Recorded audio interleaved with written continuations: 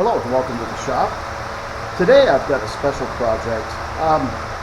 You just watched my intro. You heard some great music, some killer wah guitar. My intro was made by my friends Bo and Recoil from Monkey Balls Media. Recoil is the musician who wrote the score and recorded the fantastic guitar solo. And during our discussions of the intro and the video and all of that, I had agreed that I would trade Recoil a piece for his desk at his office in exchange for the music. And I forgot about it completely. So that is my bad. And I feel like a heel for doing so. So I talked to Recoil last night, and he's looking for something to go on his desk to hold paperclips. And I have this chunk of cherry burl that I have had for a couple of years, and he's interested, he wants burl. So I am going to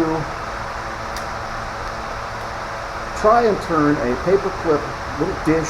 I'm going to insert a neodymium rare earth magnet in it. I'm going to sink it in there so that it'll hold paperclips. And I'm going to try to keep as much natural edge as I can. Here and here I'll get natural edge because this is a very odd little shaped piece of wood. I think at one point in time I may have considered pouring resin with this. I still have a pressure pot, so I really can't do that. But I think what I can do is come up with a really, really cool natural edge piece or live edge piece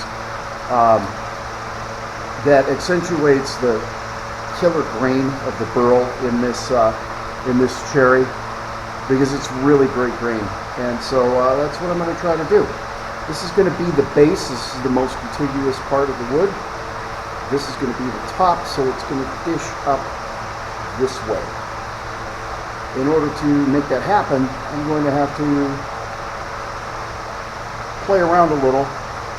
I think what we're going to do is we're going to do sacrifice blocks and glue and see if we can't hold this so that we can hold it and turn a little piece.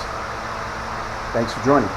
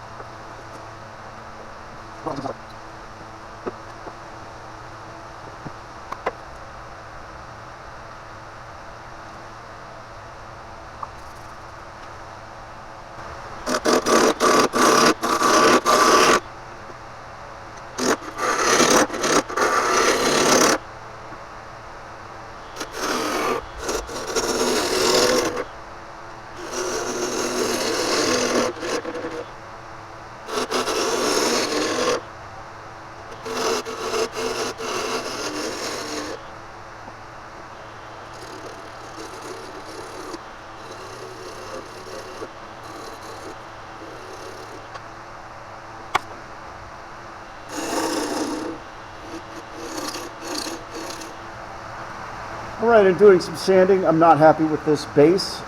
This is going to get glued to a sacrifice block, but still I want it to be smoother. I've got a little bit of a ridge here. I'm just not happy with it, so I'm going to touch this up real quick with a scraper.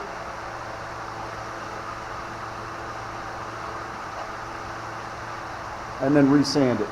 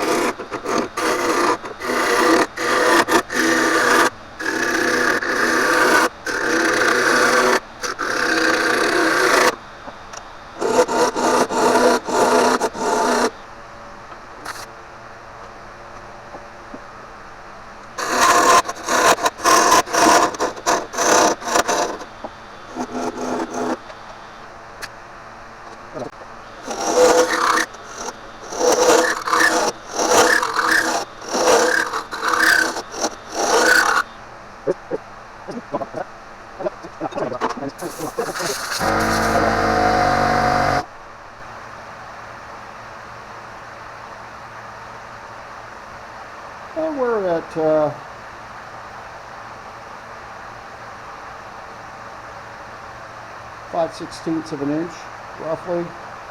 I can tell you in tenths, we're at 0.3, so 3/10 of an inch.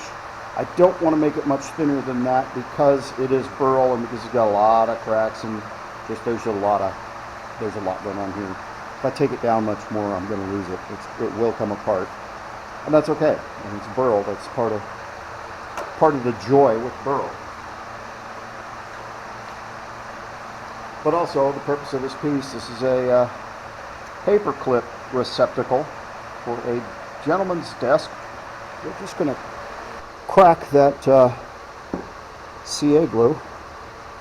Should snap. Give it some light taps here. There we go. Just snapped it right off. It actually didn't damage the base much at all.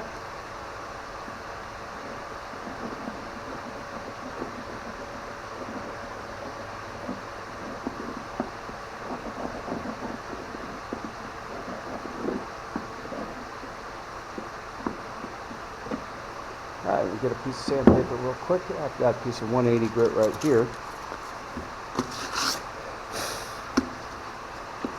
Clean that CA glue off.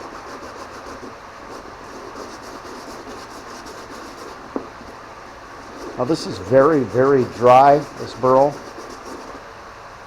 So I'm not really terribly worried about making a concave base. This is very dry.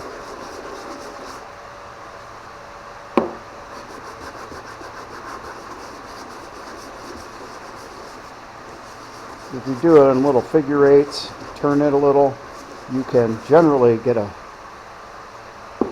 very close to perfectly flat base.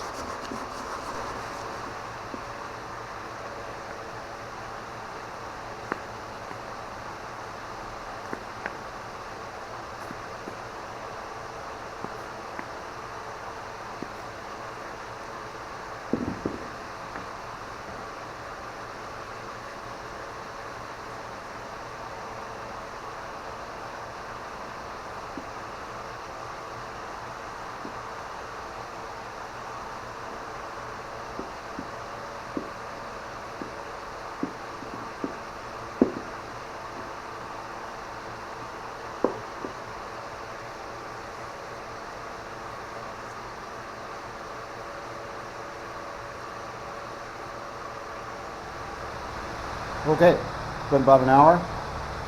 Went and had a nice lunch.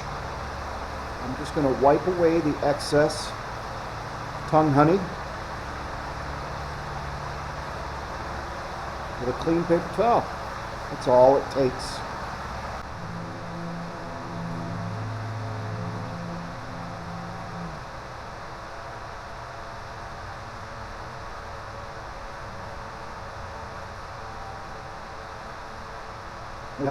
Nice semi-gloss to glossy finish. I did sand this to 400, so it's fairly glossy. This will be polymerized. It'll take a week to 2, maybe 3 weeks for the tung oil and the finish to fully polymerize, but it is protected at this point by the wax. I can buff this and get a little more shine out of it if I want. I'm pretty happy though. That looks pretty good. So now it's time to change to the pin jaws here. Bring over that piece of wenge and make our magnet wand for the paper clips. So these are my little rare earth magnets. I believe they're neodymium. They could be molybdenum. I don't know. They're magnets. They're magnetic. They magnetize things. These are the magnets. And I'm going to get a quick measurement. We're at 3/8 of an inch, just over 3/8 of an inch. Move that out of the way.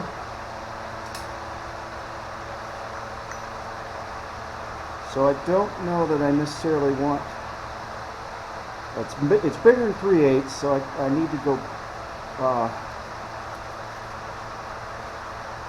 little bit bigger, but I don't want to go so far as a half, I don't believe. Just this one. I might have to go to a half. 3/8 might be my next step down. It's not the end of the world. Yeah, 3/8 is the next step down. Or, you know what I can do? I'll drill this at 3/8 and then I will just use my parting tool and make it a little bit wider. I think that's probably the best way to handle this very slight difference in measurement. It's probably the difference between metric and standard, most likely. I don't know for sure, but I'm gonna give it a wild guess that that's why we have a difference in measurement here. Normally, you do not want to bottom out your blank. This is one of the very rare situations. I know this is a square cut. I know it's going to turn pretty true, but we'll check it. When you're drilling in the end, it's okay to bottom out the blank. Most of the time, you don't want to do that. There's always an exception. So I think what I'm going to do first is just take a quick pass across there and square it off, and then we'll drill it.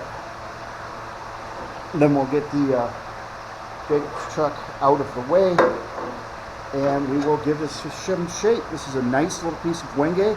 I believe I got this from Christine at Bake Oven Woodworks. Thank you. I know I've made a pen with it, and I'm pretty sure it came from Christine. So we're just going to square this off.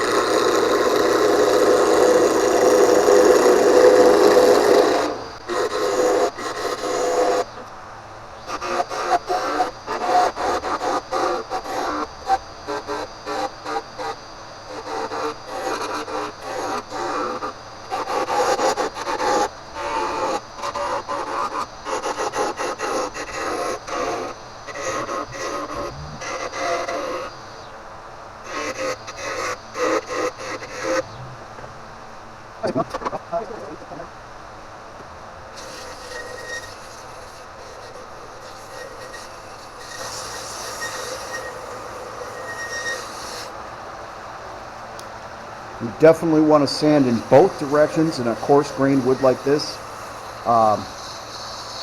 If you imagine that the standard imagery of a piece of wood is that the grains are like a bundle of straws. So when you sand with the machine turning toward you, you're knocking the edges off of the bottom side of the straws. So if you don't reverse it, especially on a grain like this, you end up getting still a very uneven feeling surface because you still have sharp edges on the other side of the straw, the other side of the tube. You create a flat surface and a rounded surface. So by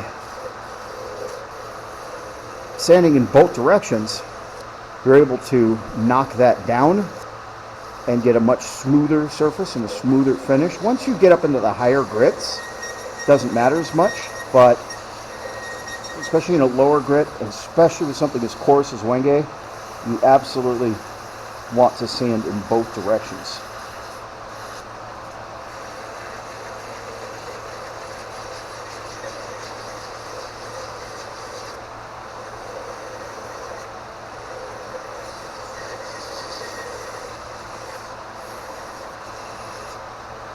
And then spindle orientation, You also want to sand with the grain. It gets all those little rings out. It actually doesn't take the scratches from the sandpaper out.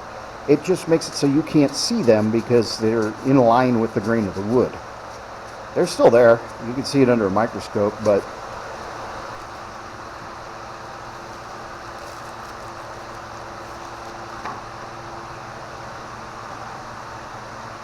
alright, so what I've got here is the Cut Perfect Pen polishing system. This is the matte or semi-gloss. There's a wax-borne abrasive polish.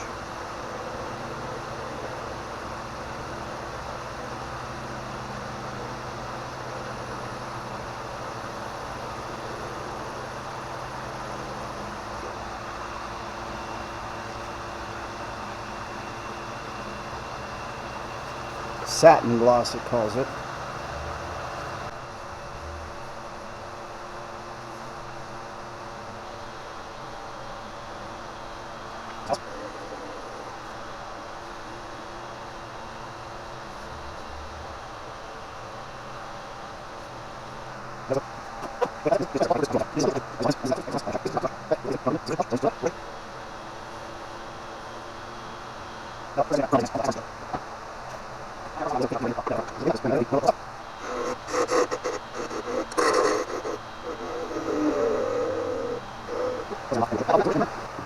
It's a little Bob Smith Industries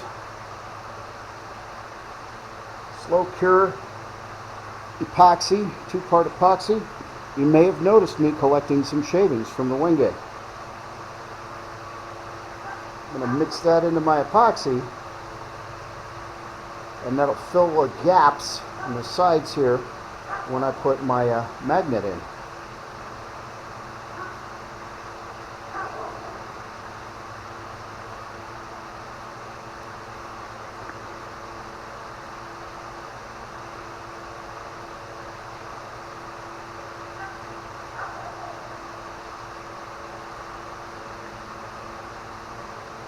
I very, very highly recommend this epoxy.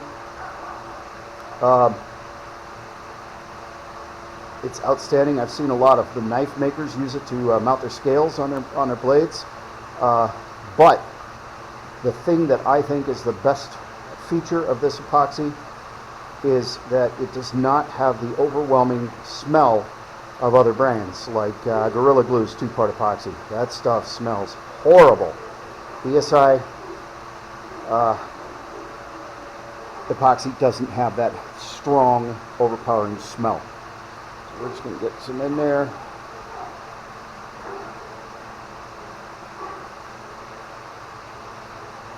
Get our magnet in there. I probably should be wearing gloves. Well, I should probably be wearing nitrile. It's okay.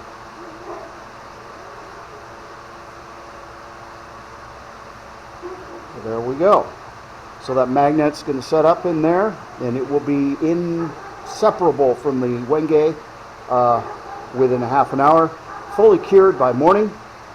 I'll do a little hand sanding, hand polishing here, clean up the end, and there you have a cherry burl natural edge paperclip dish with a magic wand out of wenge to pull your paper clips out and get the paper clips you need.